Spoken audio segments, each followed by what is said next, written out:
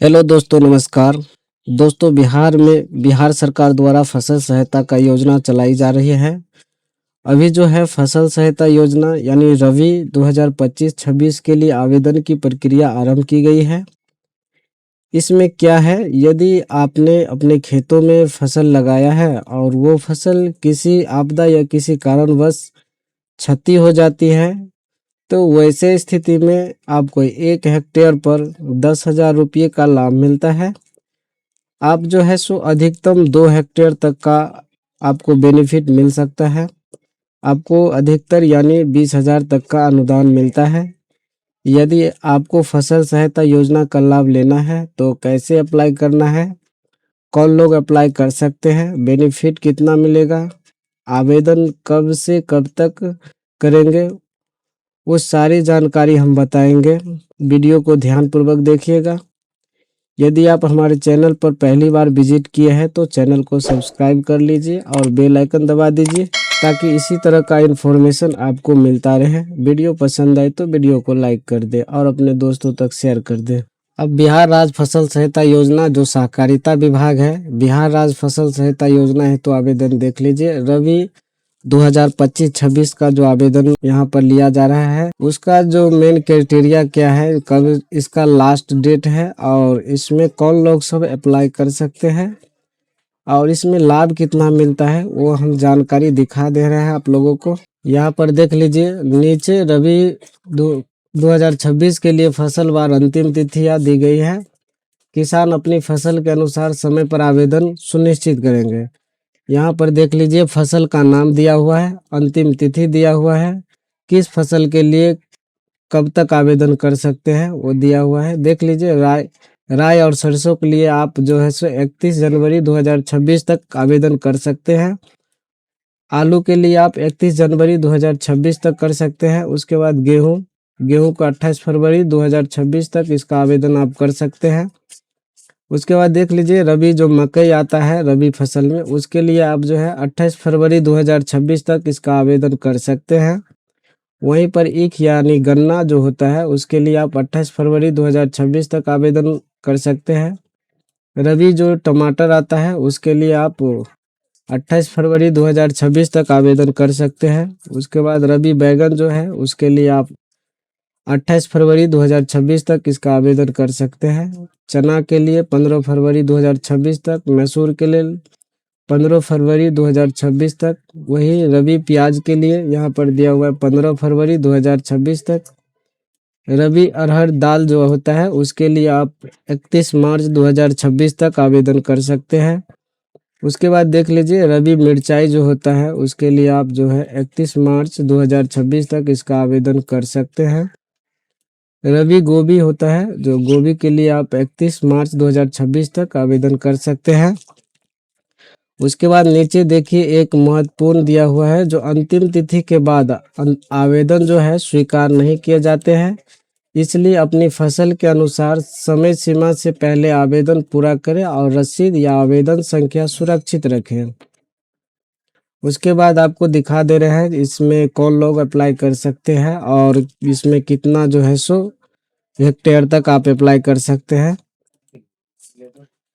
यहाँ पर देखिए, पात्रता मानदंड है जो दिया हुआ है, एलिजिबिलिटी क्राइटेरिया। आवेदक जो है किसान बिहार राज्य का निवासी होना चाहिए। कृषि विभाग में किसान पंजीकरण यानी फार्मर रजिस्ट्रेशन अनिवार्य है। यदि पंजीकरण नहीं है तो पहले डीबीटी पोर्टल पर जाकर पंजीकरण करना होगा।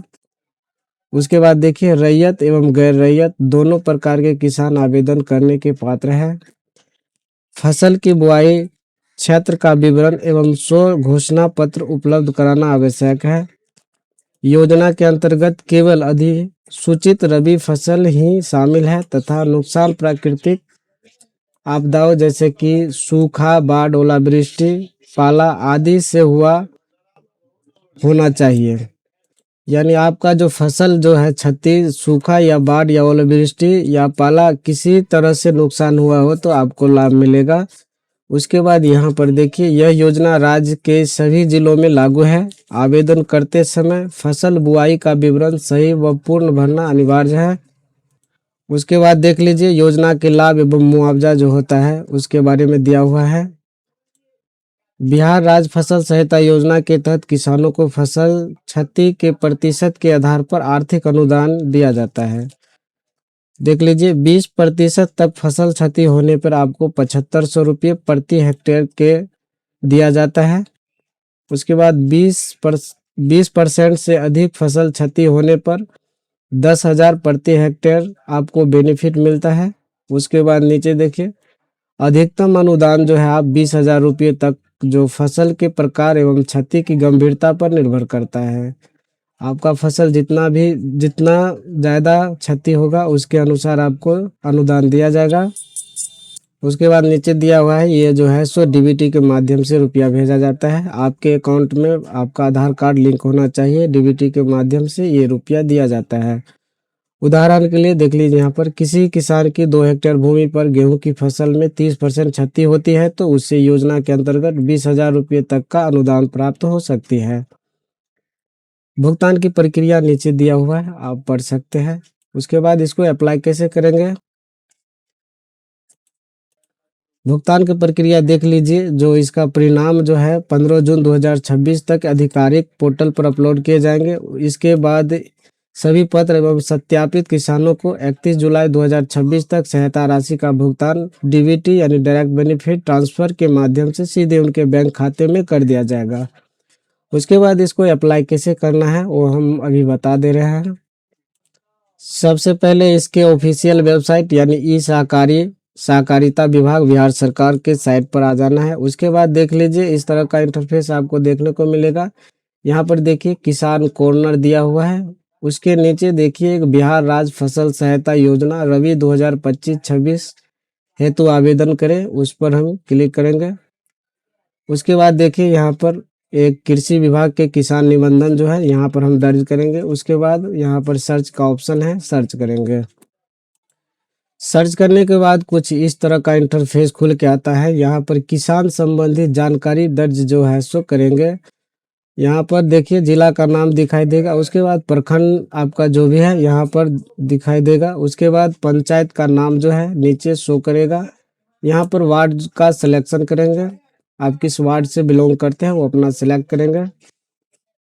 उसके बाद देखिए राजस्व गांव जो आता है वो नीचे देखने को मिलेगा। उसके बाद किसान का नाम देखने को मिलेगा, पिता का नाम जो है सो देखने को मिलेगा। उसके बाद नीचे मोबाइल नंबर जो है वो आपको देखने को मिलेगा। नीचे जो जेंडर है वो देखने को मिल जाएगा। उसके बाद श्रेणी आप किस कैटेगरी से आते हैं वो देखने को मिलेगा। नीचे जो है जमीन संबंधी जानकारी दर्ज करेंगे। किसान का प्रकार जो है तो सेलेक्ट करेंगे, आप रैयत है या गैर रैयत है या दोनों, जो भी कृषक है यहाँ से आप सेलेक्ट कर लेंगे। उसके बाद आप यहाँ से भूमि का प्रकार चयन करेंगे, आपका भूमि कैसी है, रैयती है। यहाँ से आप गैर रैयत सेलेक्ट करेंगे तो आपका भूमि जो है। उसके बाद देख लीजिए गैर रैयत भूमि के लिए आप जिला चयन करेंगे। उसके बाद राजस्व अंचल यानी कि अंचल है, आप यहाँ से अंचल सेलेक्ट करेंगे। उसके बाद अपना हल्का जो है होता है अपना पंचायत वो चयन करेंगे। फिर यहाँ पर मौजा जो गांव का नाम होता है वो यहाँ पर सिलेक्ट करेंगे।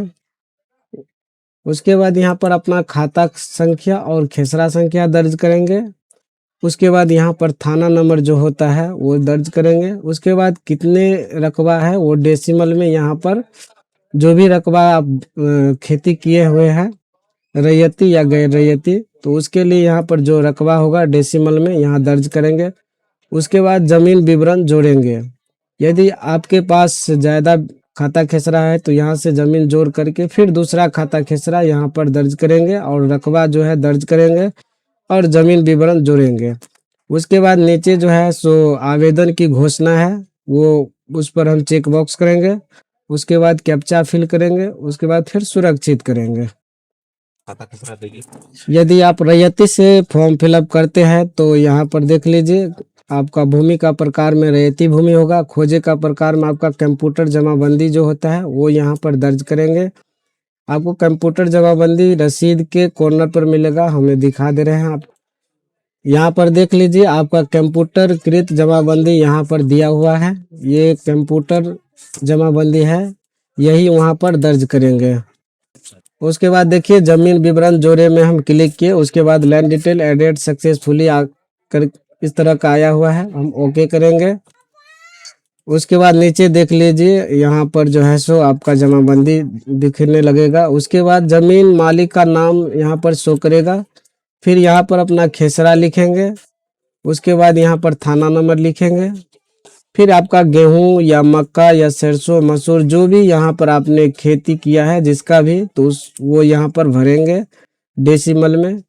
आप मक्का कितना किए है वो भरेंगे, गेहूं कितना किए है वो जो है सो रकबा भरेंगे यहाँ पर।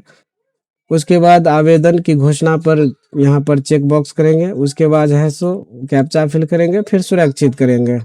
फिर उसके बाद देखिए यहाँ पर ओटीपी दर्ज करेंगे। उसके बाद फाइनल सबमिट करेंगे।